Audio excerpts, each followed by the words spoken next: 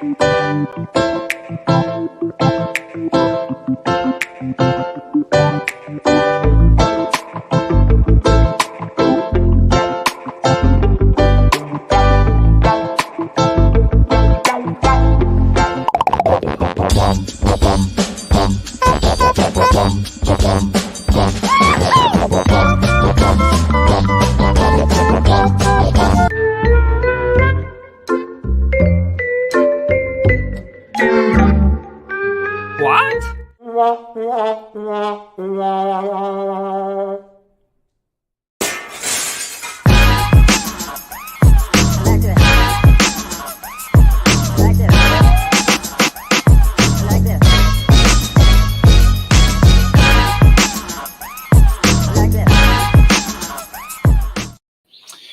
holy shit, I just realized that, oh, there it is. Spirit 420 here because everything I do is so 420, including misplacing my lighter right at the moment that I'm going live. And it is a little dark. That is the wrong button. That's the wrong one too. That's the wrong one. Here we go. Let's shine some light on this ugly face, huh? My voice is shot. I look like shit. For those of you who don't already know, which I imagine that most of you do, a great tragedy has befallen my family and myself. But I am now living life. I've always lived my life from the moment they were born for my children, for my 4 boys. Then it became 5 boys. Then it became 6 boys. Now it's become so many I can't count. I did lose one of my blood children, which is harder than you can imagine to say. But what does Sky want? It's a new saying of mine, dub DS dub. What does Sky want? I will not talk about him in the present or in the past because he is still in me there. I still will make comments about him in the past because his physical body is no longer there. But I can feel my son everywhere. I'm going to have a show about that very soon. Tonight's show, though, I'm going to try to keep it pretty short and pretty easy going. And I'm just going to give a review an investigation of a horrible movie that I went to go see the other night in honor of Sky. And then I will talk a little bit about Skylar and then we'll move on. By the way, y'all all are starting to get to know me. Spirit 420 is my name, but my real name, it is Michael. And my real son's name was Skylar, which means Lord of the Limitless. LAR is a derivative of Lord, I believe, through Old Latin, and Sky meaning limitless. So that's where the name originated from. So it's Lord of the Limitless, Lord of the Unlimited, whatever you'd like to call it.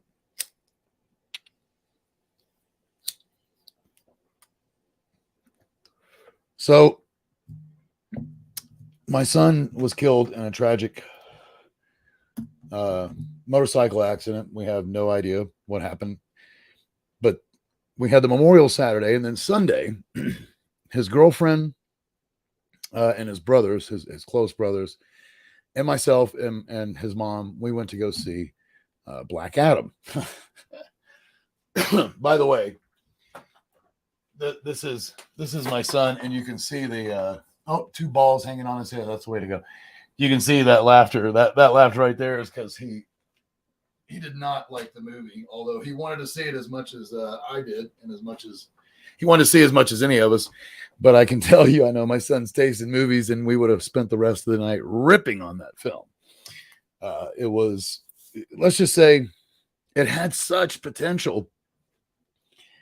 But first of all, I didn't like the switch. And what I mean by that is, for those of you who are keeping up with films, particularly comic book films, which Black Adam is a comic book film, then you'll know it's a DC film, right? It's from the DC universe, which is always darker. However, when you watch Shazam, which actually has a sequel coming out, that's a pretty lighthearted film, you know? And what I mean by lighthearted is people aren't dying. It's not gruesome. It doesn't have like this ridiculous character. So they come out with, this is kind of like Spider-Man, Venom to Spider-Man, if you will. Venom was definitely the darker. And I get that it's going to be darker. However, they did not do it well with Shazam because Shazam was almost kiddie, right? And now you got Black Adam, which is like the epitome of these Shazam wielding power people, whatever the fuck they are.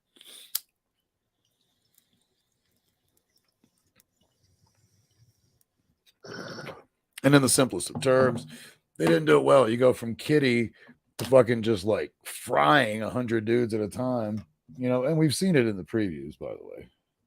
Plus, my next sunny point, it's The Rock. He is a really nice guy. I have heard, I can feel the energy. Okay, that he is a good dude. That doesn't mean that I'm not sick of him. I'm totally sick of him. Like, I'm just, and it's not, it truly isn't jealousy, but he's not always good, in my opinion, because he is The Rock. He's a generally nice guy, but he's not some great actor. He's not. In my opinion, I've seen better acting already from Arnold over the years, and he's another brute that went to the acting, And by the way, went political, which apparently The Rock is running for president. So again, just over him. You're not that perfect, dude. Like, you can't do everything great. There's that old saying, jack of all trades, master of none. So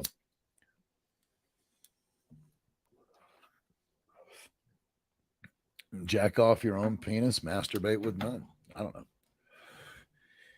Either way, there was a lot of cheese. The special effects were good, and I'll just go ahead and give it to you. I give it a 54 out of 100. It was a failure, but it wasn't so failure that it wasn't worth the time and effort to go watch it so I could rip on it later. There was, funny enough, though, as I see signs and everything, and I've talked about this before, I see signs all the time in my life. There was literally excerpts from there that felt like God or Sky himself were like, just check this out, Dad, no bullshit. Like, I could just feel it. Like, all of a sudden there was a line, like it literally felt like the character was talking to me directly, about I'm not here, but holy fuck, are you kidding? So, I mean, I was supposed to go see it. I know that it was it was worthy of my time in the sense that, it was 2 hours of eye candy, a little bit of cheesiness. The Rock, you can't, do without, but there was some other things that weren't that bad. I can't even wait right now. I can't even remember any other actors or actresses. The kid in it was, most everybody in it was people I didn't know. Let's put it that way.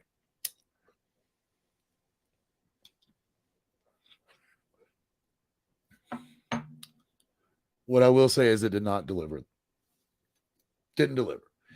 It had a certain amount of hype, which with the hype that it got, I felt like I should have been, be able to give this movie at least like a 70, maybe even a 75, but it didn't live up to the hype. I expected more based on the previews and all the discussions and the talks with Mr. Jack Johnson, Mr. Dwayne, The Rock, Rock Hard Johnson. Didn't live up to that. I'm not going to be on very long tonight. This is one of the hardest shows I've ever done. I am extremely happy, and I want to share that. I know that what happened with my son was part of it all, and ultimately his family, myself, his brothers, his closest friends, and even the world, and y'all are going to be like, wow, this guy can't possibly be saying that. It will be better because of his death, not because he's gone. Okay. That part cannot be made better. But due to his passing, there's already great connections that are being made that would have never happened if Sky were still here. Okay. Or I should say better yet, that because they may have happened at Sky's Day, but these are now happening simply due to his death. And I wanted to share a quick story tonight because I think this may give everybody an idea of where I am and where I'm going to and where I'm going to be. Because what doesn't kill us will make us stronger. That is a fact. So again, I told you I'm going to tell the full story in upcoming shows. I don't want to dwell on it tonight. I'm trying to remain happy, so I want to give some inspiration. Yesterday was Monday, which marked 9 days since the passing of my son.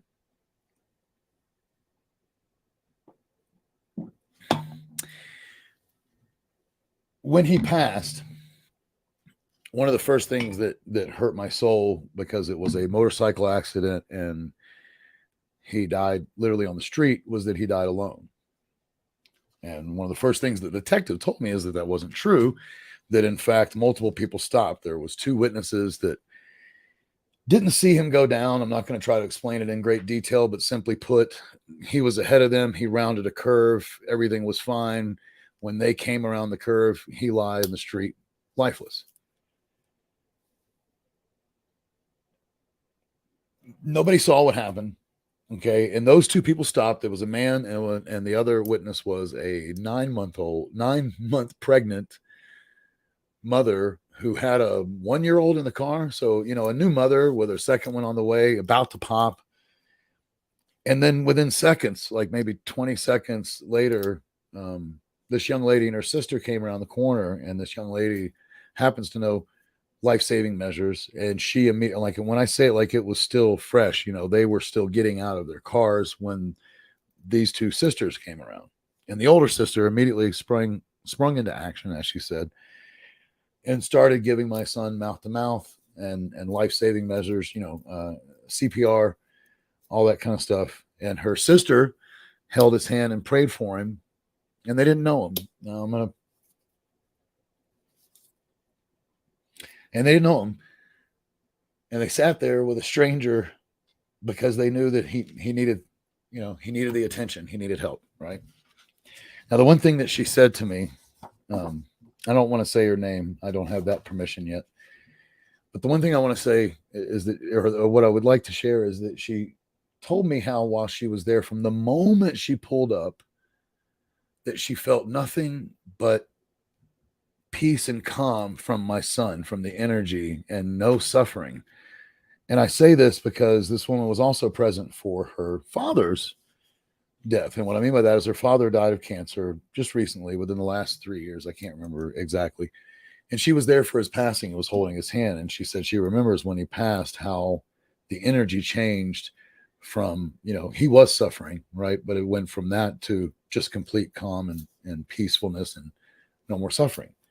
And one of the things that she talks about is the person that came over tonight, because she's now part of this family, I'll tell you that.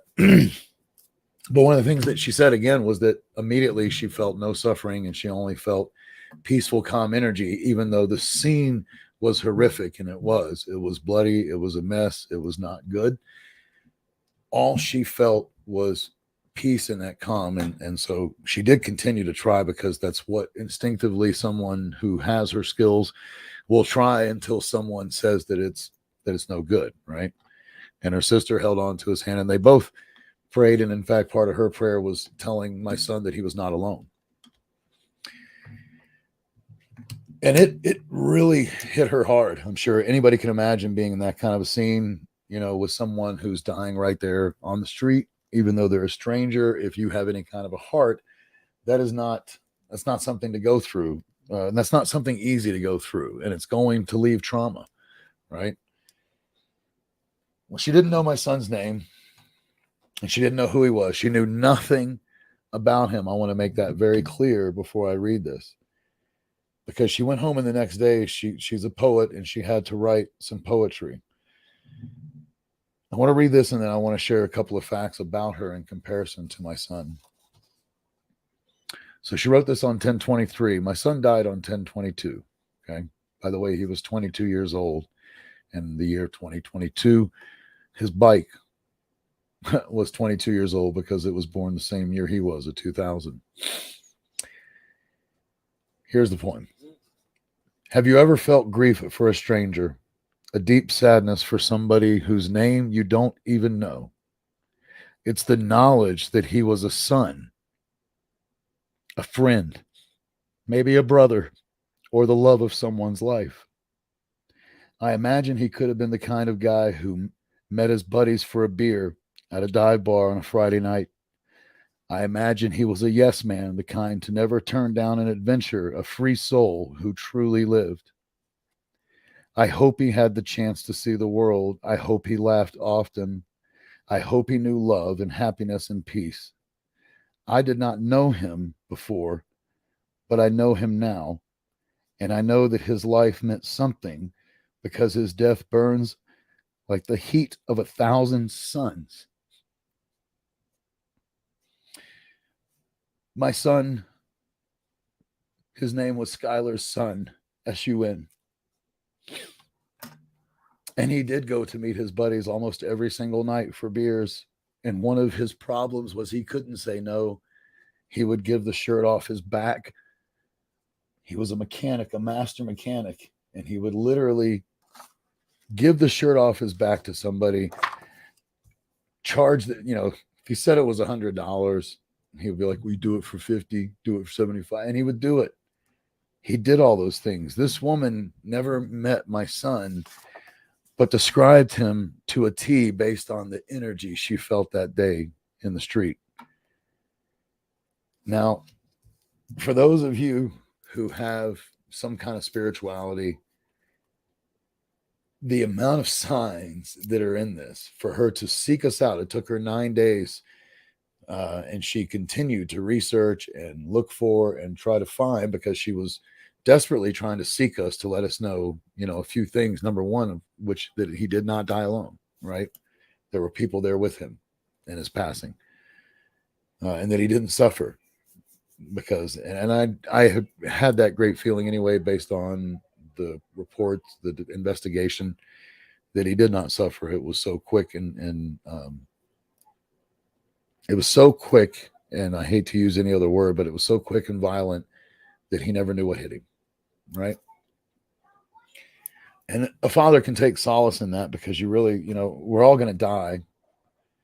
It's not like we're not, but you don't want anybody you love or care about to suffer in that. As they always say, it's not being dead that sucks, it's the dying, right? It's the journey of when you were alive and then going into dying. That's what sucks. And I'll tell you something, when somebody in your life dies, particularly like this is one of those that everybody says the same thing, because we all know it. I would never wish this on my worst enemy, for them to have to put their child to rest. It is one of the worst things. It doesn't matter if that child is 22 minutes old.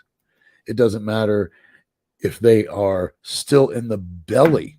They haven't even been born. It doesn't matter if they are 72 years old and you're 90. You're not supposed to go. That's the feeling. That is the fucking belief from the time that we come into this world. You're not supposed to have to put your child to rest. You're supposed to go first. It's the order of things, right? So when it doesn't happen, all I can tell you is everybody says the same thing. And another thing that happens is you quickly find out just how uncomfortable people are with mortality, their child's mortality. I'm a father, and I'm not saying anyone specific, because I'm not even trying to get in that, but there are clearly certain parents who now have a hard time talking to me. They have a hard time looking into my eyes and telling me sorry for their loss, because they feel like it's like some kind of survival guilt, right? That's what I feel like. How do I say it? They feel so guilty in telling me they're sorry for my loss, because their child is still alive. And to talk to me and deal with that means that they could lose their child at any time, just like any of us, right? So I say all this because I really, this is going to become something that makes this family stronger, bigger, better. All of us, all of his friends, everything I'm doing. Sky was very in support of all of my, not just this, but my company. And I'll share this with you because I think that this is incredible. I was actually live And this kind of killed me for a little bit because I went live Saturday, October 22nd at 7:20 p.m. like I always do on or in this case, I can't even remember why I went live. That's right, because I hadn't gone live and I was trying to keep up because I normally do it on odds. Isn't that funny? It just now dawned on me that I went live on that day. But I went live at 7:20. My son died at 5 p.m. I did not find out and was not even made aware of his missing or that there was even a possibility of a situation until around 9:30. And it's funny because there was something I was going to point out. Oh God, I can't remember what it was, but it's oh geez, that bothers me. I really do apologize, everybody. I've had a time of it.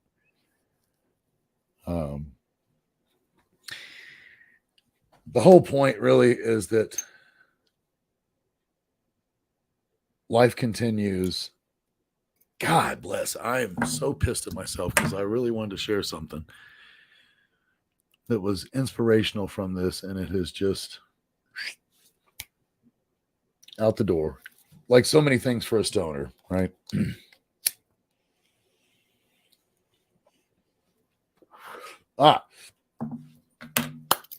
I went live, and one of the things I talked about, not knowing that my son was dead, was the fact that I had just got an investor in my company.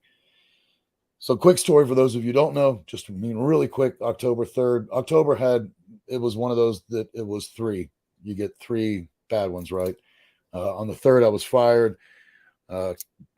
Less than 2 weeks later, I find out that my father is going to have half of his toe amputated at 74 years old due to gangrene in his toe when he didn't listen to me. And then my son was killed on the 22nd.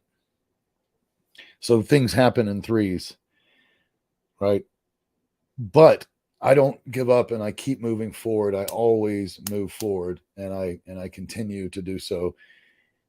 And Friday morning on the 21st, I got an investor for the new company that I started right after getting fired. Started a new company, legit LLC, got the number and everything, going into business, blah, blah, blah. And the last conversation I had with Sky was Friday morning around 10:20, 10:30, somewhere in that, where I told him that. And this is something that not every father can get if they do lose a child. But the last thing that my son told me, not said, but the last thing he said to me before he died was how prideful he was of who I am, who I've become, and the fact that he was my son. I cannot tell you how good that feels as a father. All I can tell you is that in the coming years and over the coming course of time, whatever, especially in the next few shows, I will demonstrate to you what I firmly believe is the proof in the pudding that, I have said it from the beginning. I 100% know. I don't have a question mark. I know there's God. I have been hit with so many signs. And in fact, if you look, what I'm talking about right now is one of those signs. This woman is a hiker. She has 2 dogs. She smokes marijuana. I'm not even going to get, she's a yes person. She's about happiness and positive vibes. These are all the same things as my son. They're similar in age. She's only 4 years older.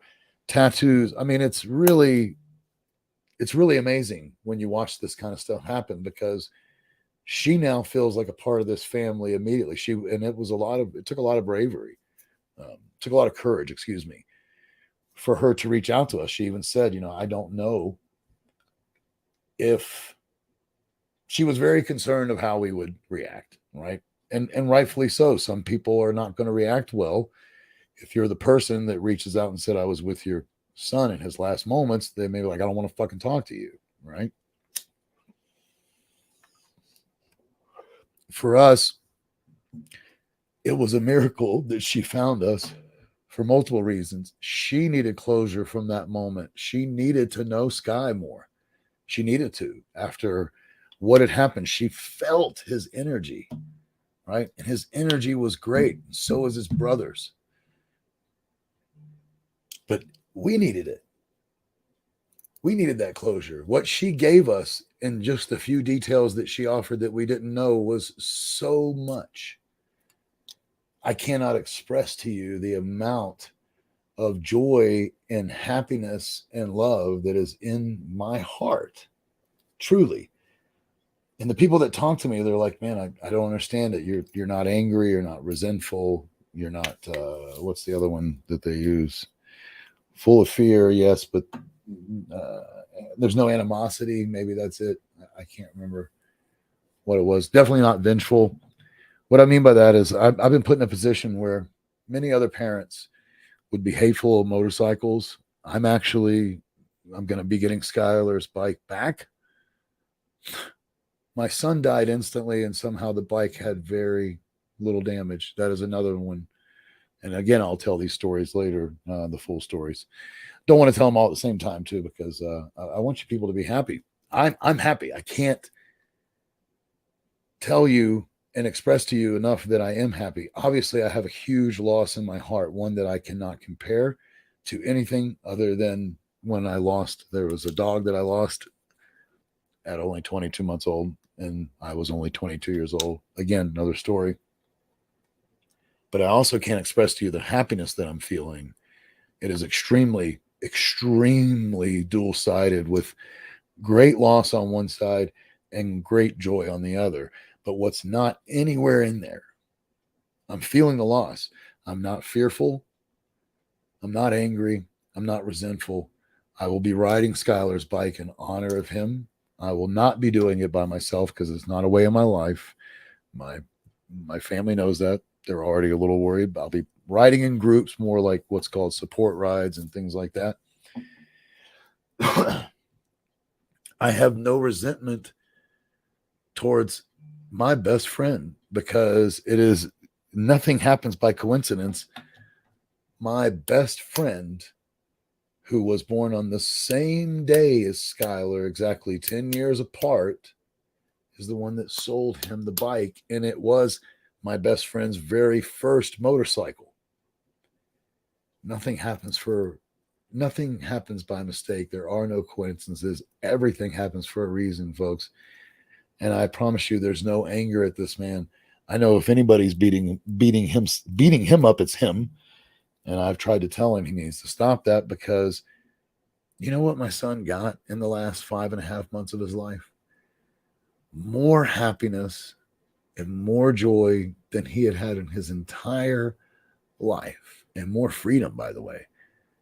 Isn't that the time that kind of sounds like you're supposed to be taken, when you have truly reached a point of happiness that is so far beyond anything that money can buy?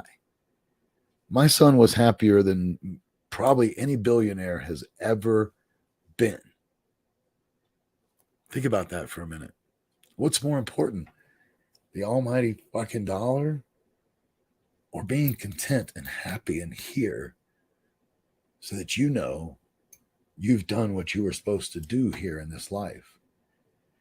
When you transcend, I'm not talking about heaven and hell. I'm talking about when you transcend, it's that you have learned everything you needed, and it's time to go to the next step.